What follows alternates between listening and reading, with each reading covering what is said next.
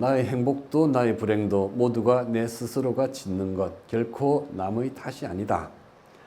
선남선녀여, 하루 셋때 나를 돌아보고 남을 미워하기보다는 내가 참여하는 마음으로 살아라. 이거 그냥 듣기에는 참 좋은 말씀입니다. 참 좋은 말씀인데 참 이따가게 들려지는 말이에요.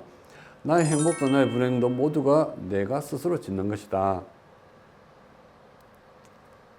이 세상에 나 혼자 산다 그러면 내가 그 말을 하겠습니다. 나 혼자 살면 그 길 가다가 넘어져도 아유 내가 잘못해서 넘어졌네. 뭐 일이 잘 안 돼도 내가 잘못해서 그렇지. 이렇게 말할 수가 있겠어요. 근데 나 혼자 사는 세상이 아니잖아요. 우리는 서로가 다 영향을 주고받으면서 업을 주고받으면서 관계로 살아갑니다. 나 혼자서 독불장군으로 사는 세상은 없어요. 그렇기 때문에 때로는 내가 원하지 않아도 아주 오해를 받기도 하고 또 내가 원하지 않아도 손가락질을 받고 비난을 받고 또 나는 한 것도 없는데 정말 이 수련사 사람들은 다 너무너무 훌륭한 것 같아요. 이런 식으로 칭찬을 받기도 하잖아요. 그죠? 그러니까 모든 것은 다 내 탓이요가 아닌 거예요. 그래서 제가 그 글을 읽으면서 생각난 것이 바로 김수환 추기경의 내 탓이요라고 하는 그 네 글자가 생각이 났습니다. 결코 남의 탓이 아니다. 그럼 내 탓인가? 남을 미워하기보다는 곧 남한테 책임을 묻기보다는 내가 참여하는 마음으로 살아라. 내 탓이요 하고 살아라. 그래서 그 글을 보면서 내 탓이요라고 하는 말이 막 자꾸 떠오르더라고요. 그래서 내 탓이요 하고 사는 것이 과연 괜찮은가라고 하는 그 생각이 들었어요.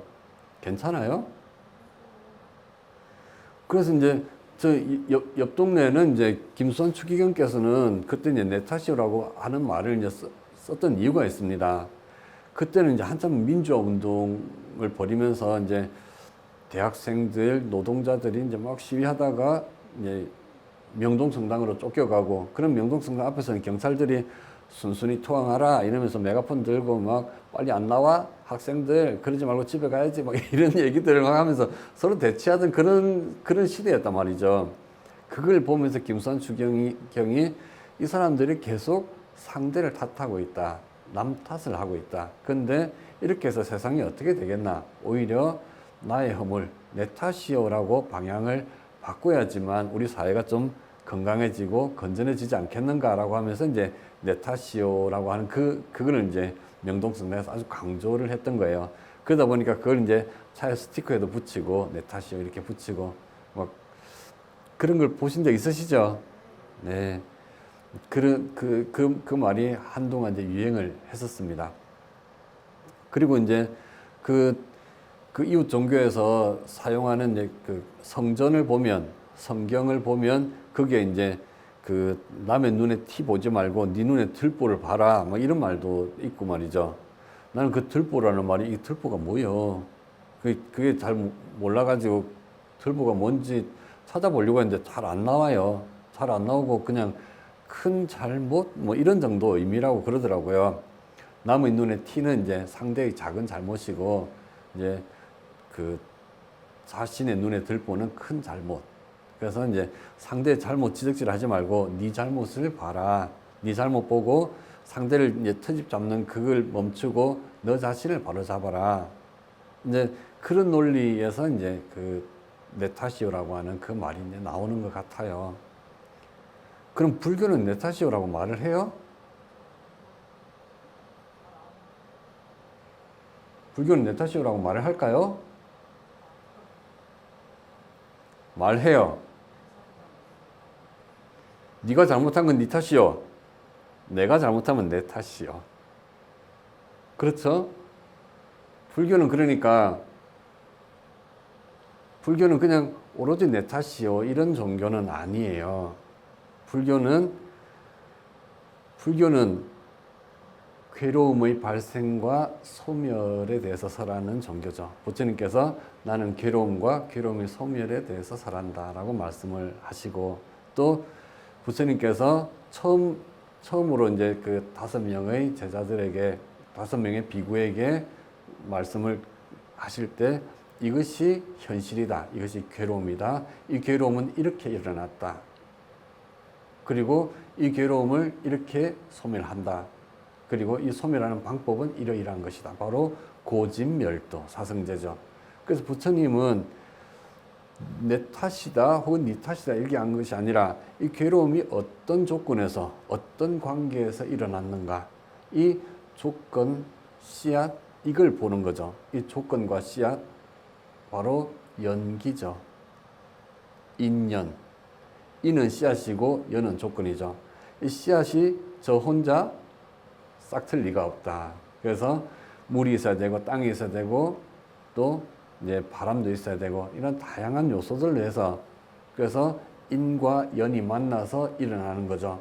그래서 어떤 이런 잘못된 일도 그런 조건에 의해서 일어나는 건데 그걸 그냥 내 탓이요라고 하면은 그 문제가 그렇게 해서 문제가 잘 해결된다면 다행이겠지만 문제는 내 탓이요라고 해가지고 문제가 저절로 잘 해결되는 것이 아니라는 거예요.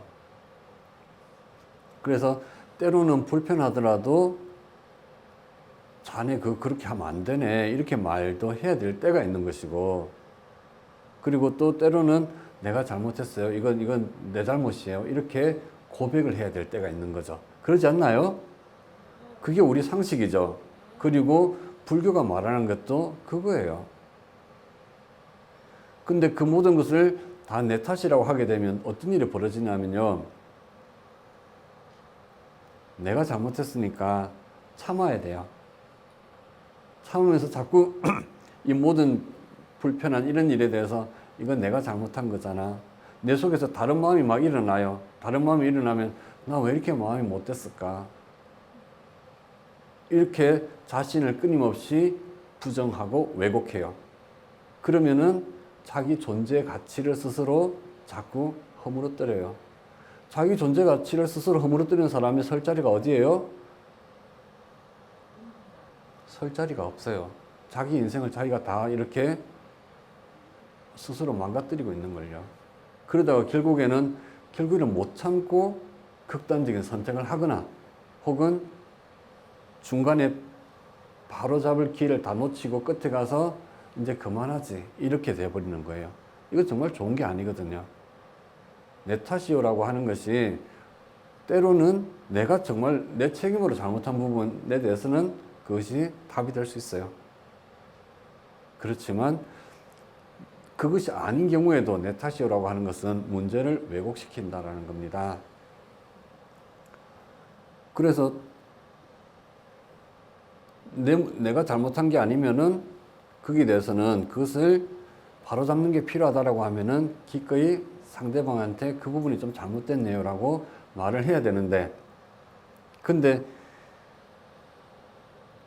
우리 이제 삶의 경험 속에서는 아유 그 말을 해, 말하면 저기 관계만 틀어지지, 그냥 꼭 참고 말지 뭐, 내가 잘못한 게 아니면 됐지 뭐, 이런 마음 많이 내시죠. 그래서 이제 그 부처님 제자도 이제 그런 걱정이 있었던 것 같아요. 그래서 부처님한테 이제 질문을 합니다. 이제 사리불, 부처님 제일 제자 사리불이 이제 상대방 지적질을 하려면 어떻게 해야 될까요? 이렇게 이제 질문을 하니까 부처님께서 5가지를 갖춰야 된다. 첫째는 사실에 입각해야 된다. 사실에 입각하는 거하고 사실을 뛰어넘는 감정을 따라가는 게 굉장히 다르거든요. 그러니까 이제 자식놈이 평소에는 말을 좀 듣는 둥 마는 둥 하는데 오늘은 아주 말을 잘 안 들었단 말이죠. 그래서 이제 막 화가 나가지고 너는 맨날 이렇게 말을 안 들어 처먹냐? 이렇게 이제 화를 버럭냈단 말이죠.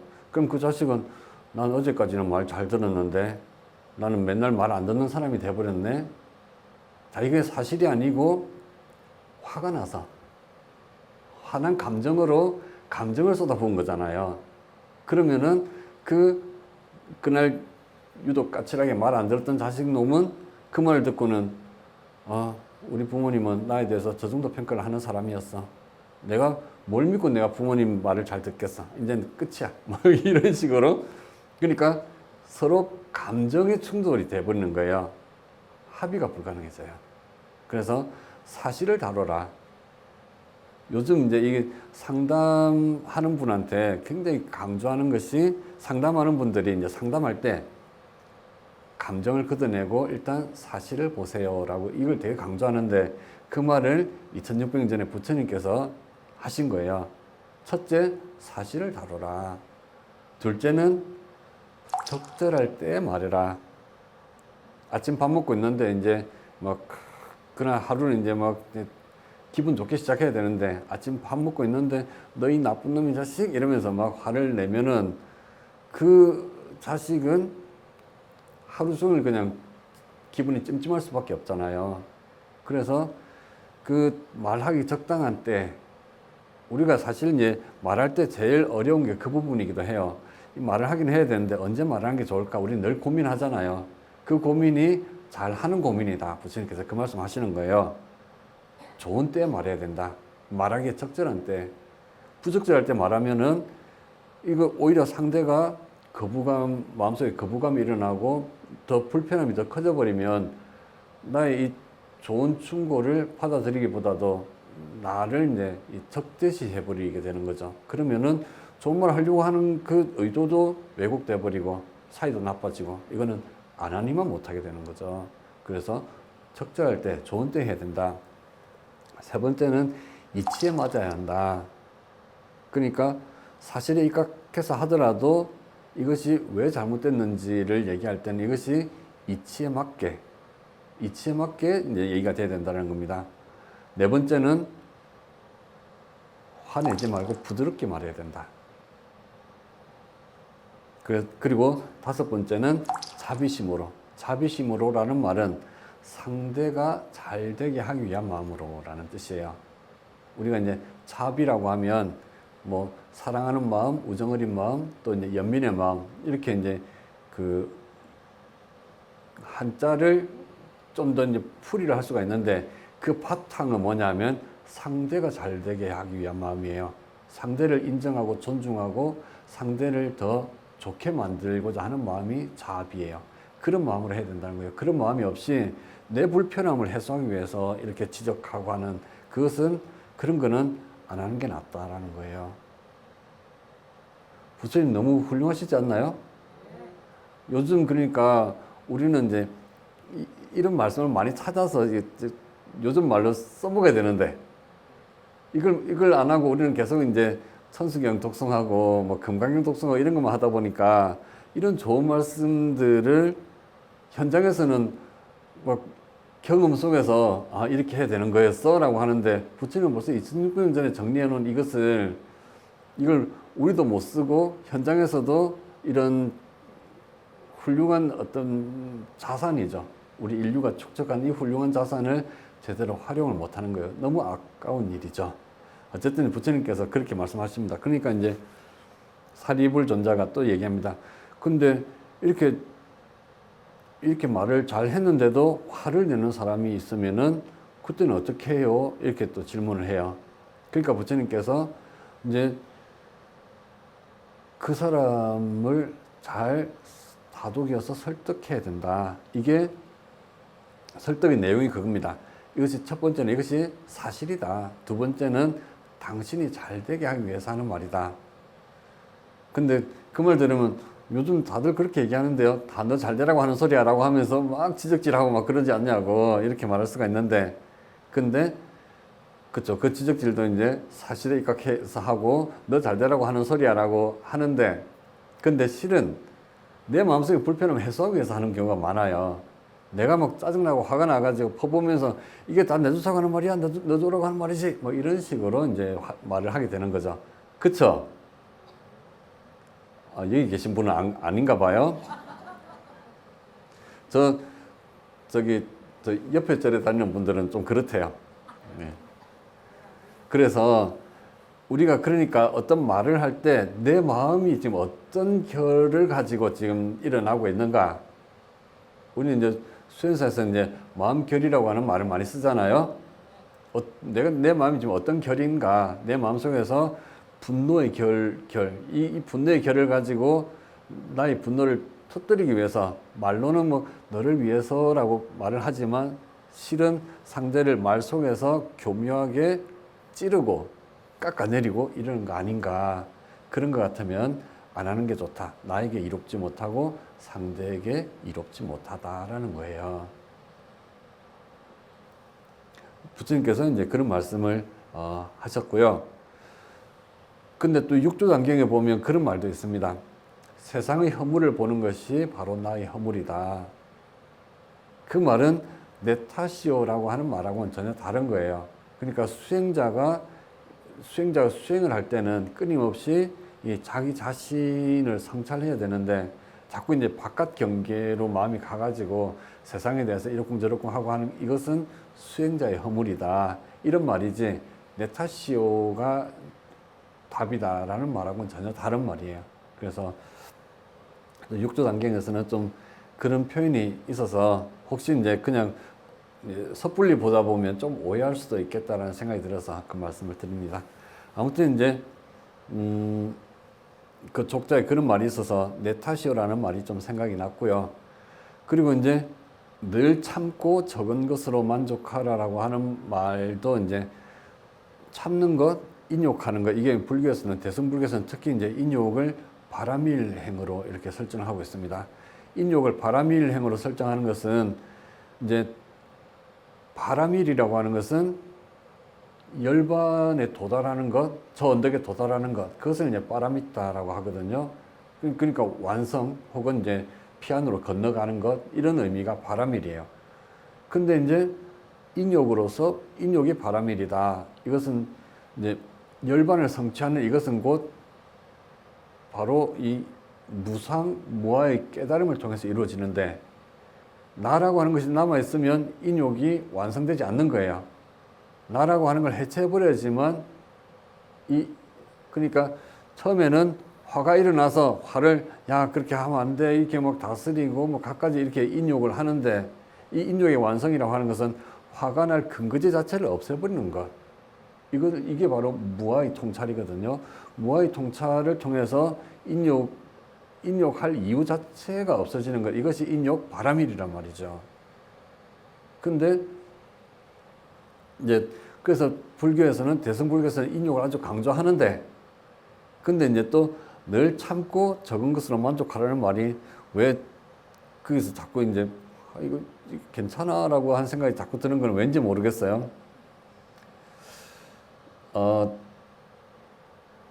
흔히 이제 그 동네에서 쓰는 말이 이제 참자 하니까 참깨로 보나, 이제 가만히 있으니까 가만히로 보나, 보자 하니까 보자기로 보여? 뭐 이런 말들이 있잖아요. 이거 제가 여기서 본문 자리에서 할 말은 아닌가요? 어쨌든 이제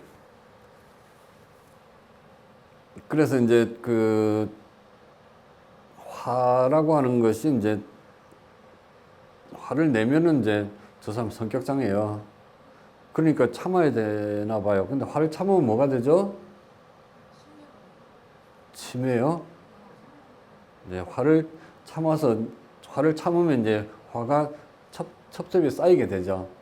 화가 쌓여서 일어나는 병이 울화라고 그럽니다. 그죠? 화는 그러니까 꺼내놔도 탈이고, 꺼내놓지 않고 꽉꽉 닫아도 탈이 나는 거예요. 욕심은요? 욕심은 꺼내놓으면 저 욕심쟁이, 자린고비, 구두쇠 뭐 이렇게 하고, 욕심을 꺼내놓지 않으면요, 노예의 삶을 살게 돼요. 저 루이비통 저거 어떻게, 맨날 이제 그것만 보이게 되죠. 그것은 노비통인가 봐요. 노예가 된다고요. 뭐가 하나 꽂혔는데 그걸 내가 이제 가져야 되는데 못 가지게 되면, 그럼 그걸 억누르면 끊임없이 그것만 계속 눈에 들어오게 되는 거예요. 노예가 돼요. 그러니까 꺼내도 탈이고 감춰도 탈이고. 어떻게 하죠 그럼? 어떻게 하면 좋을까요? 그래서 불교에서는 방향을 전환해라 라고 얘기합니다. 방향을 전환해라. 화를 가지고 꺼내거나 감추거나 다 탈이다. 그러니까 화에서 관심을 다른 데로 돌려라. 왜냐하면 우리 마음은 한 찰나에 하나의 대상만 가질 수 있기 때문에 그 찰나에 우리 마음의 대상을 바꿔버리면 그 순간에 화가 우리 마음에서 시공간을 점유할 수가 없게 된다. 그래서 호흡 관찰하라 라고 하거든요. 숨 쉬어라, 숨을 쉴 때 알아차리면서 숨 쉬어라. 알아차린다는 말은 마음이 숨에 가서 붙었다는 얘기예요. 마음이 숨에 가서 붙어서 숨을 3번 들이쉬고 내쉬는 동안에 그 숨만 바라보게 되는 거죠. 그러면 무슨 일이 일어날까요? 살인을 면해요. 숨을 3번 쉬는 동안에 3번을 참게 되고, 그러면 참어린자 3번이면 살인도 면한다. 이런 말이 속담에 있잖아요. 살인을 면하게 되는 거예요. 내가 떨어지는 거예요. 거기서 화로부터 또 내가 꽂히는 그 욕망하는 대상으로부터 떨어지는 거예요. 그래서 관심을 전환하라. 또 하나는 이제 이거는 좀 여유가 있을 때 이제 생각할 수 있는 건데, 내가 뭐 자꾸 거기 꽂힌단 말이죠. 나는 뭐 명품 옷에 자꾸 꽂혀요. 왜 명품 옷에 꽂힐까요? 명품이 좋아서요? 좋으니까 꽂히겠죠. 근데 그 명품 옷이 좋은 것은 그 옷이 저절로 좋아질 리가 없는 거예요. 우리가 거울 보면서, 아침에 거울 보면서 이제 아유, 오늘 얼굴이 좀 푸석하네. 요즘 이제 주름이 좀 늘었네. 이거 주름 관리 좀 해야 되겠네. 이런 생각을 할 수 있죠. 하신 분 계시잖아요. 왜 안 그런 척 하세요? 아, 이거 좀 무슨 로션 좀 발라야 되겠는데? 뭐 이럴 수가 있단 말이죠. 그 생각이 왜 일어나요? 주름이 생겨서 일어나면 저기 그 5,000년 전, 저기 10,000년, 100만 년 전에 사람들도 아유, 얼굴에 주름이 많아서 로션 좀 발라야 되겠어. 이런 생각 했을까요? 우리가 무인도에 살았다 그러면 얼굴에 로션 바를 생각을 할까요? 아니에요. 주름 이거 개선해야 돼. 사람이 좀 젊게 살아야지 라고 옆에서 자꾸 누군가가 내 귀에다 대고 막 얘기를 한단 말이죠. 그걸 보면서 아유, 나는 왜 이렇게 못생겼지? 잘생기고 못생기는 기준 누가 줬어요? 내 옆에 있는 이 수많은 사람들이 나한테 준 거예요. 뿐만 아니라 텔레비전이 주고 저기 그 뭐 차인표가 주고 뭐 그래가지고 그런단 말이죠. 온 세상이 나한테 너 이거 받아들여야 돼라고 하면서 나한테 그 기준을 던지는 거예요. 그랬는데 그러다 보니까 나는 어느새 그게 내 기준이 돼가지고 그걸 보면서 아, 이거 쌍꺼풀 해야 돼? 눈이 자꾸 처지네? 막 이런 생각을 너무나 자연스럽게 하게 되는 거예요. 이거 원래 내 생각 아니거든요? 그러죠. 원래 내 생각 아니잖아요. 그래서 이 명품이 있으면 좋겠다라고 하는 것도 저절로 명품이 좋다라고 하는 생각이 든 게 아니라 그 생각까지 가게 된 이유가 있는 거예요. 나는 지금 무엇에 결핍되고 있는가? 나는 지금 어디서 지금 내가 결핍감을 느끼는가라고 하는 이 부분을 봐야 되는 거예요.